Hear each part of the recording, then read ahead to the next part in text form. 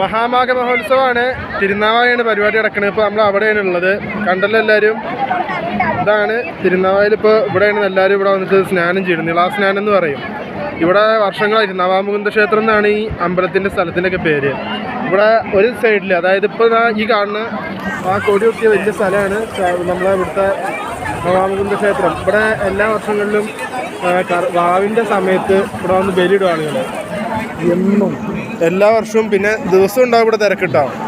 അതേപോലെ തന്നെ ഇവിടെ പ്രത്യേകത എന്താണെന്ന് വെച്ച് കഴിഞ്ഞാൽ, ഒരു ഭാഗത്ത് നവാമുകുന്ദൻ്റെ അമ്പലം, മറ്റൊരു വശത്ത് എന്ന് പറഞ്ഞു കഴിഞ്ഞാൽ നമ്മളുടെ പരമശിവൻ്റെ അമ്പലമുണ്ട്, ബ്രഹ്മാവിൻ്റെ അമ്പലമുണ്ട്. ഈ മൂന്നും കൂടി ഒരേ സറൗണ്ടിൽ വന്ന് നിൽക്കുന്ന അമ്പലങ്ങളിൽ വളരെ റയറായിട്ടുള്ളൊരു അമ്പലമുള്ളത്.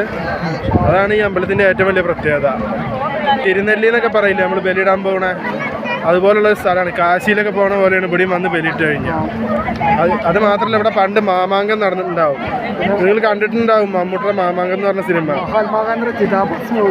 അതെ, മഹാത്മാഗാന്ധിയുടെ ചിതാഭസ്മം ഇവിടെയാണ് ഒരുക്കിയിട്ടുള്ളത്. അതിന് ഒരുപാട് പ്രത്യേകത ഉണ്ട്. ഇത് ഭാരതപ്പുഴ എന്ന് പറഞ്ഞു കഴിഞ്ഞാൽ നമ്മളെ ഭാരതത്തിലെ പല ഭാഗത്തേക്ക് ഇതിൻ്റെ പോഷക നദികൾ പോകണില്ലേ, അതിൻ്റെ ഒക്കെ ഒരു സങ്കലനമാണ് ഈ പുഴ പറയുന്നത്. ഇനി 3-ാം തീയതി വരാറ്റുള്ളൂ. വരേണ്ടവർക്കൊക്കെ വന്ന് തൊഴുതു പോവാം. ആരും വരാതിരിക്കരുത്. ഓക്കെ, നമ്മളെന്തായാലും ഇറങ്ങി. നിങ്ങളെല്ലാവരും വന്നോളും ഉണ്ട് കേട്ടോ. അപ്പോൾ എല്ലാവർക്കും നന്ദി, നമസ്കാരം.